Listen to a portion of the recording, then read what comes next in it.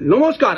আপনি যদি বিদ্যার্থী আছেন, আপনি যে পড়াশোনা করছেন সেটা আপনি চান যে লম্বা সময় পর্যন্ত আপনার মুখস্থ থাকুক আর আপনি পরীক্ষায় উত্তীর্ণ হতে চান, তাহলে এই চারখানা উপায় আপনাদের বলবো। সেই চারটে উপায় করে নিলে অতি অবশ্যই আপনার অনেক দিন পর্যন্ত আপনার মুখস্থ থাকবেই থাকবে।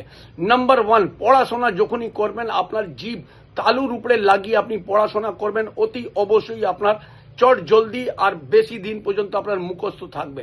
নাম্বার দুই হলো কাঁচের গ্লাস বা কাঁচের পাত্রের মধ্যে আপনি জল ভরে পড়াশোনার টেবিলের সামনে আপনি রেখে পড়াশোনা করবেন।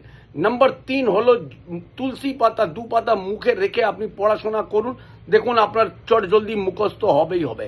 আর নম্বর চার, আপনার পড়াশোনা শেষ হয়ে যাবার পর আপনি বইকে বন্ধ করে রাখবেন, আর লেখা হয়ে গেলে শেষ হয়ে গেলে খাতা বন্ধ করে দেবেন আর পেনকেও বন্ধ করে আপনি যথাস্থানে রাখুন। দেখুন আপনার পড়াশোনা বুদ্ধি জ্ঞান আপনার উত্তীর্ণ হবেনই হবে।